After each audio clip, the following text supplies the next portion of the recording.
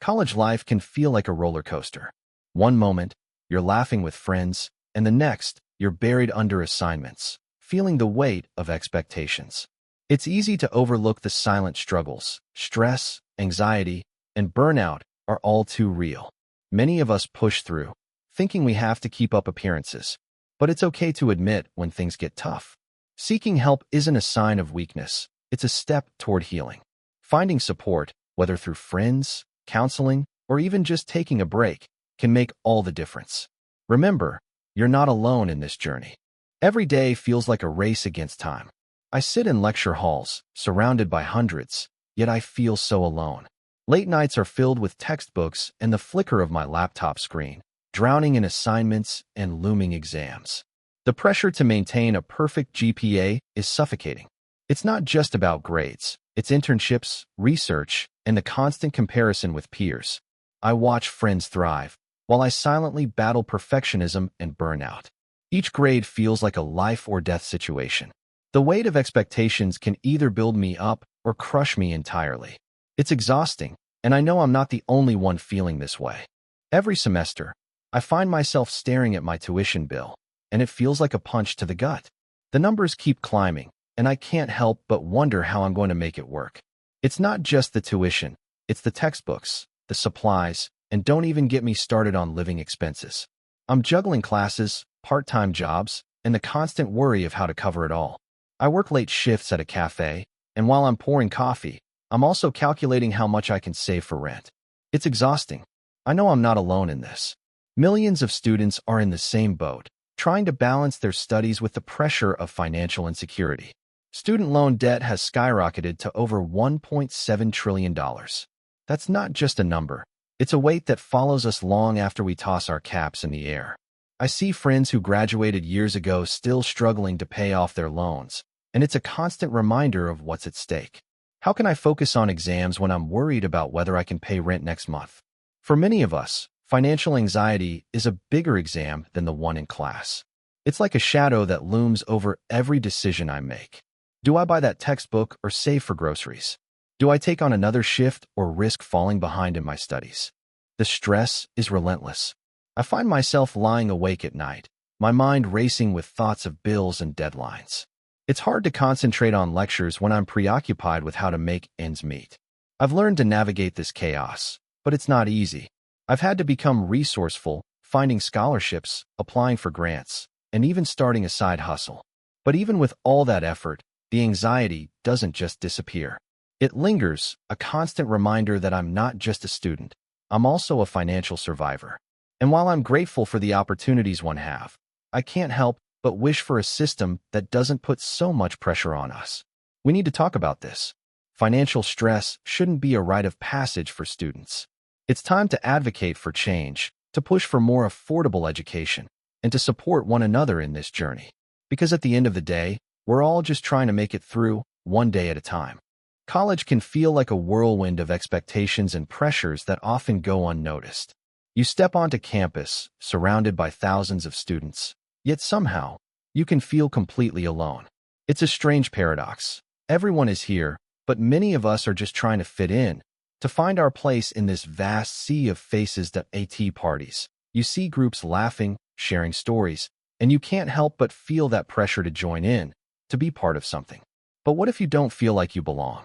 You scroll through social media, and it's like everyone else has it all figured out.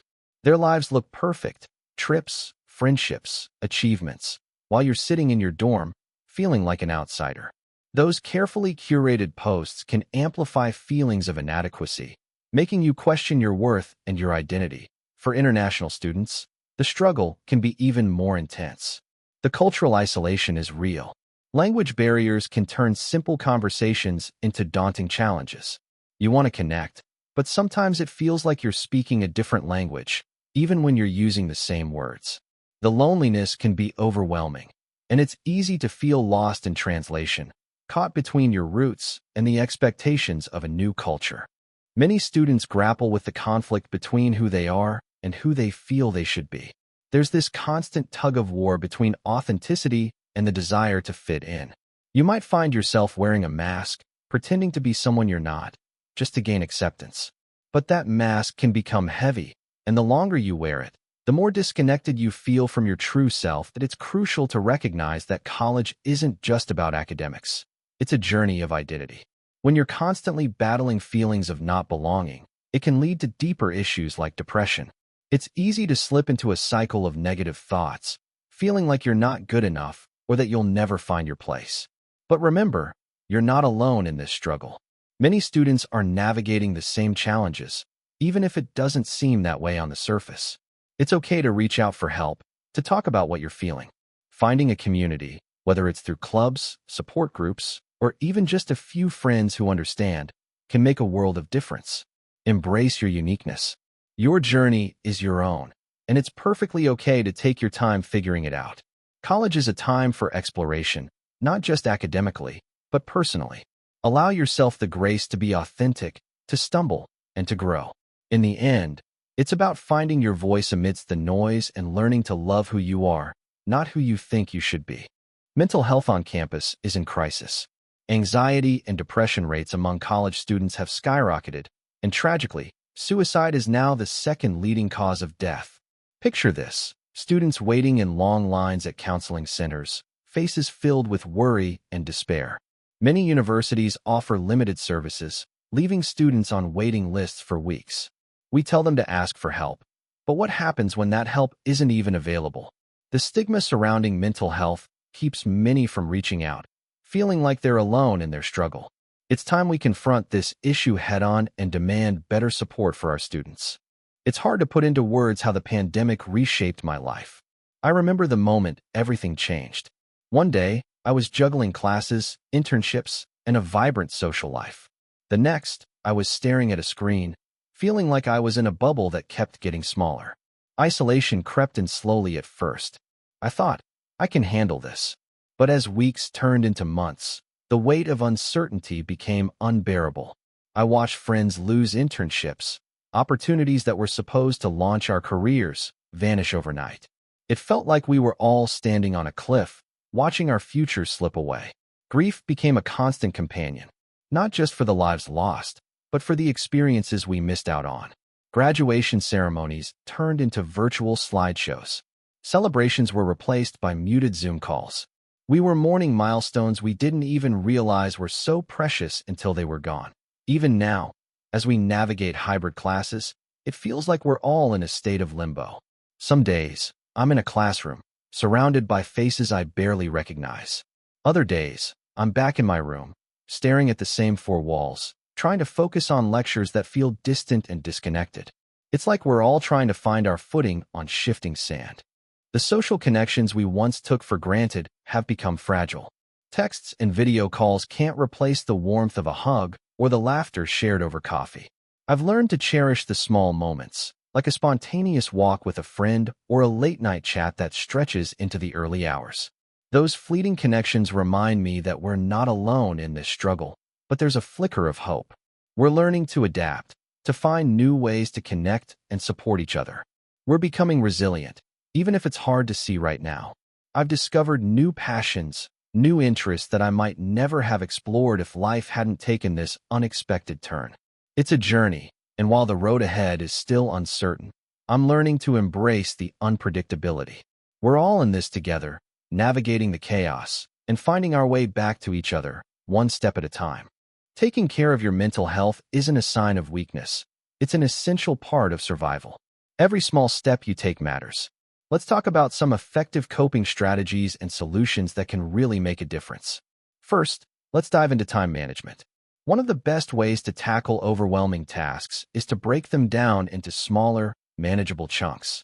Instead of staring at a massive project, focus on one section at a time. Set specific goals for each study session and reward yourself when you complete them. This not only makes the workload feel lighter, but also boosts your motivation. Next up is physical health. Exercise, sleep, and nutrition are foundational to mental well-being. Regular physical activity releases endorphins, which can elevate your mood. Even a short walk can clear your mind and reduce stress. Sleep is equally crucial. Aim for 7 to 9 hours a night. It's during sleep that your brain processes information and emotions. And don't forget about nutrition. Fuel your body with healthy foods. Think of it as giving your brain the best ingredients to function optimally. Mindfulness practices can also be incredibly beneficial. Techniques like meditation, journaling, and grounding exercises help you stay present and manage anxiety. Meditation doesn't have to be complicated. Even a few minutes of focused breathing can center your thoughts. Journaling allows you to express your feelings and reflect on your day, which can be a powerful way to process emotions. Grounding techniques, like focusing on your senses, can help pull you back to the present moment when you feel overwhelmed. Support systems are another vital component. Don't underestimate the power of talking to friends or joining campus groups. Sharing your experiences with others can provide relief and foster connections. Sometimes, just knowing you're not alone in your struggles can make a world of difference. Seek out clubs or organizations that resonate with you. They can be a great source of support and friendship. And if you find that you need more help, don't hesitate to reach out for professional support. Counseling and therapy can provide you with tools to navigate your challenges. Crisis hotlines are also available if you need someone to talk to immediately. Remember, seeking help is a sign of strength, not weakness. Incorporating these strategies into your daily routine can create a solid foundation for your mental health. It's about finding what works for you and making it a priority. Remember, taking care of your mental health is not just about surviving. It's about thriving. Every small step you take is a step toward a healthier, happier you. As a parent, I've seen firsthand the pressure our kids face. It's like they're running a marathon, but instead of cheering them on, we sometimes add more weight to their backpacks. Recognizing the signs of burnout is crucial. If your child seems more withdrawn, anxious, or exhausted, it's time to step in. A simple hug, a listening ear, or just being present can make a world of difference. Emotional support isn't just nice to have, it's essential. Now, let's talk about universities. They have a vital role to play here.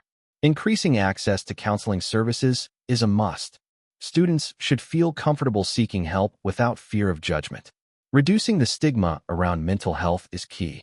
When we normalize these conversations, we empower our young people to prioritize their well-being. Wellness programs that promote balance, like mindfulness workshops or stress management courses, can help create a healthier campus culture. And then there's society as a whole. We need to rethink the relentless pressure we place on young people to achieve at any cost.